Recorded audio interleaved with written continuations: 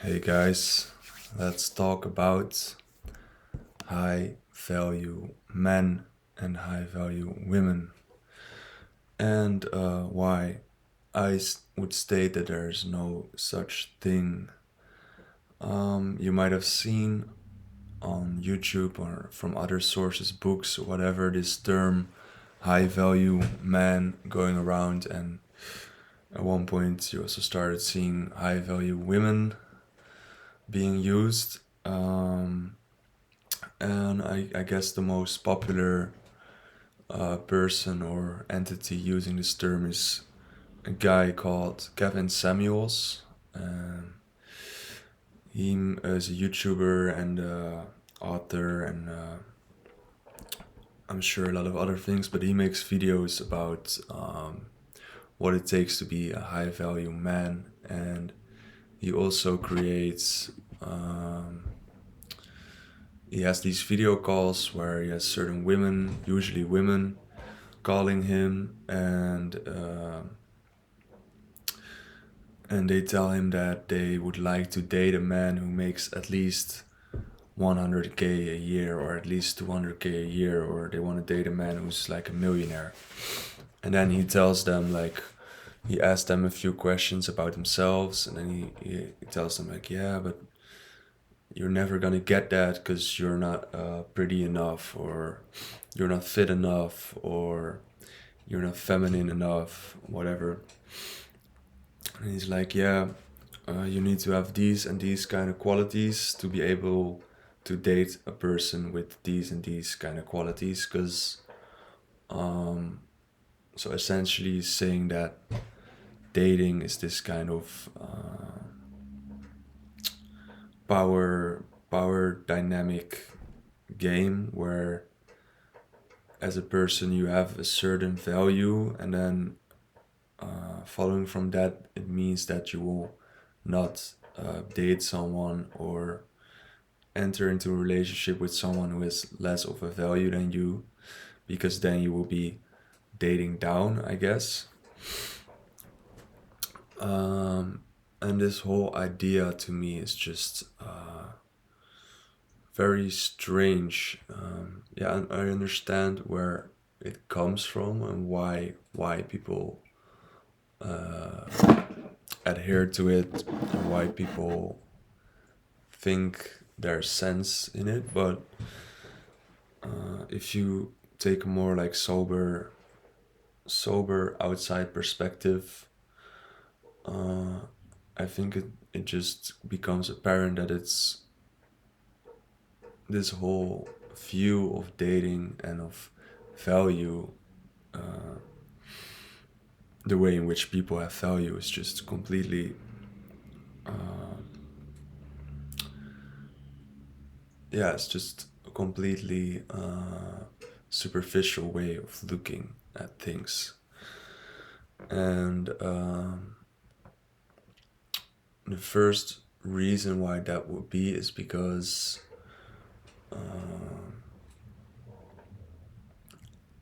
well, let's say you are a woman, and you're one of those women who get on Kevin Samuel's podcast or whatever that he makes, and you say you want to have a guy that at least makes 200k.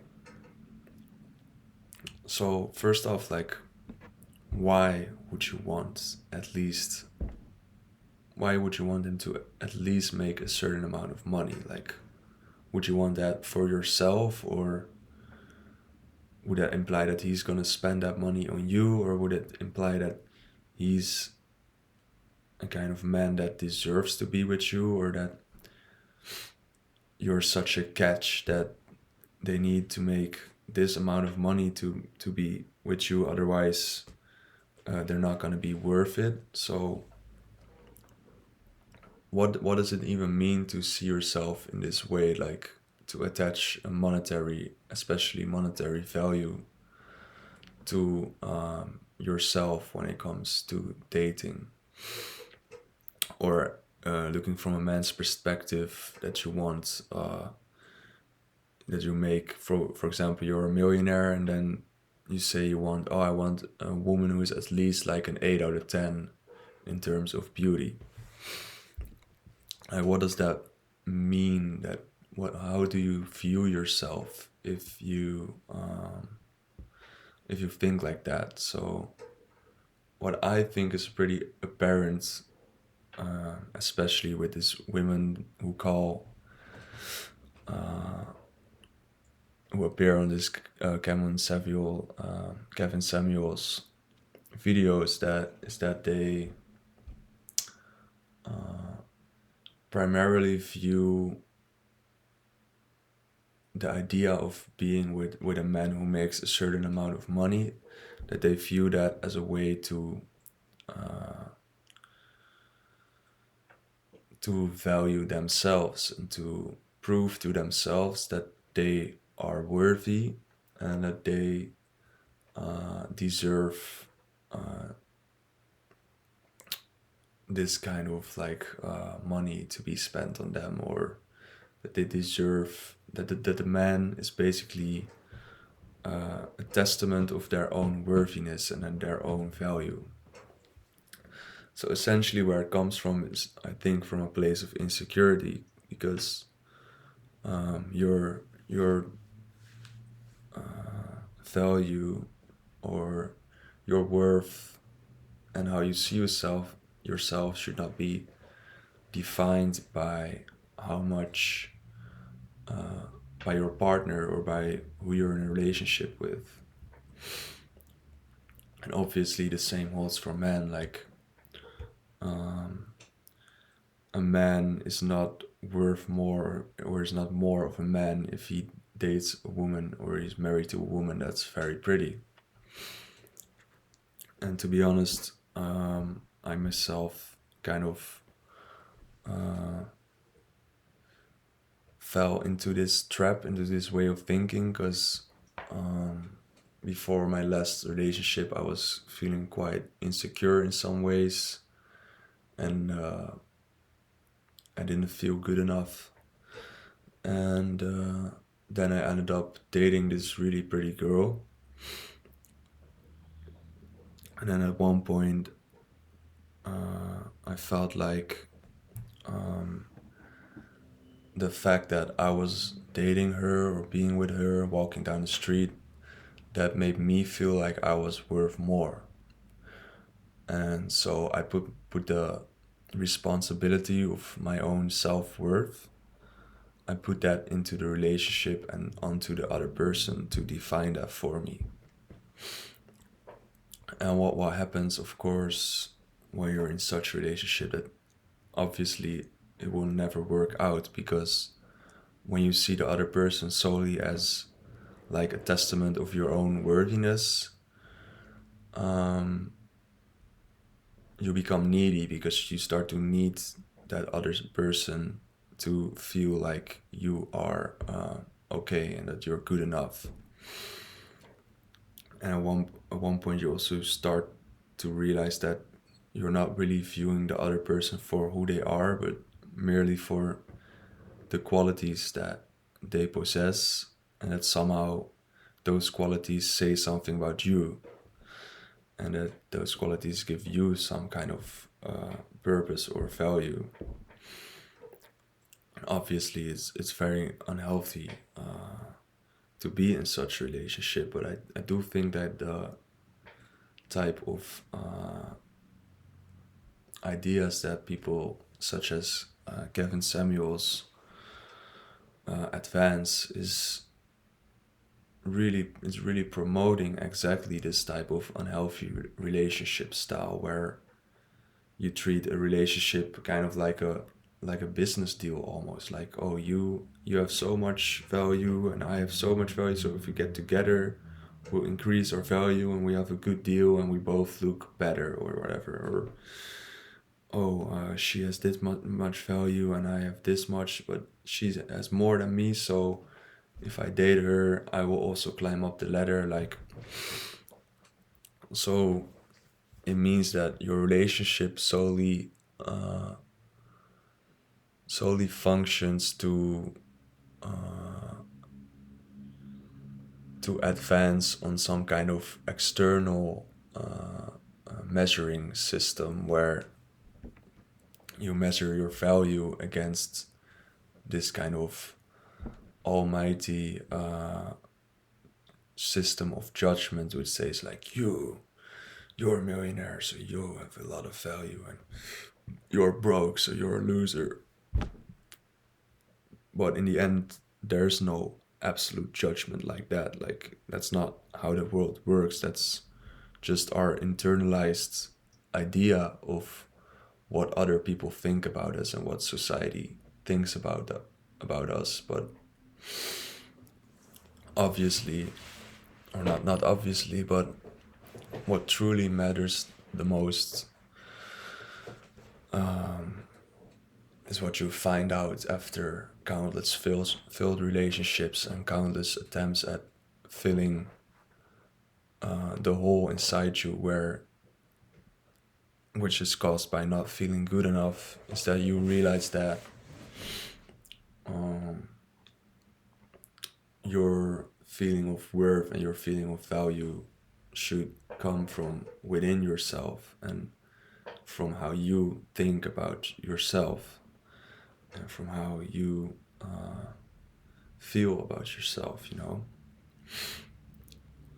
Obviously, a good, healthy relationship can only be built from that starting point where both parties already have this inner sense of value, and the other person is just an addition to that, and it's not a way to fill a kind of void or a way to measure yourself to some imagined external judge. So yeah, when just I guess I would want to say to people that to remember to keep in mind that when you hear people say like, "Oh, I'm a real catch," or "Oh, I need to make more money because otherwise I'm never gonna get a woman or get married or whatever."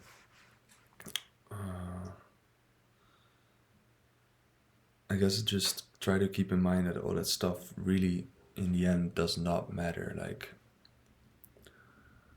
it might seem like it matters, but as long as you have a value from within, that's really the most important thing in life in general and in relationships in general. And if you have a part of you that is not sure about life or is insecure and is like, "Oh, I'm not good enough," or "I will never amount to anything," or a part of you that wants to escape life, basically, that is not sure whether it wants to live, that part of you will attract you towards exactly the kind of person that will be very unhealthy for you, because that part of you is like kind of like a black hole that wants to search for more matter to fill itself, to fill its void. Yeah. So I guess I just wanted to say that high value men and high value women, the idea is just complete nonsense. Value is not defined by anything external, not by society. It's defined by what you think about yourself. And that doesn't mean you could say like, "Oh, I'm like more valuable than anyone else." No, that's not how it works. But real value is when you feel good enough, and when you don't feel lesser than anyone else, and you don't feel necessarily better than anyone else. And I think the only true basis on which you could put people in a certain kind of hierarchy is psychical power. And I guess this has nothing to do with how much money you make, how pretty you are, how fit you are, how big you are.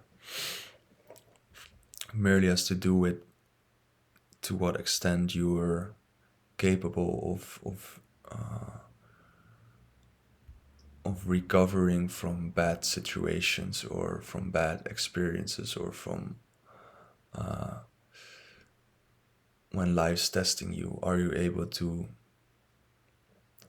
get over it and move on? Are you able to grow and develop yourself, or are you held back and are you succumbing to addictions and to distractions and to trying to fill up the void with external stuff? Or are you strong enough to face your fears and stand up for yourself and love yourself and feel the pain, and that allows you to grow? So I think that's pretty much the only way you could attribute any kind of hierarchy into people. And it doesn't even mean that people who are weaker in this sense, in this psychical sense, are less valuable.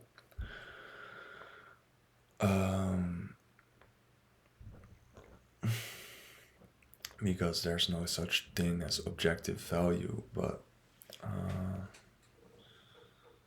it does mean that obviously if you are psychically more strong, you would want to be with somebody who is also quite strong, because otherwise it's just not gonna work, because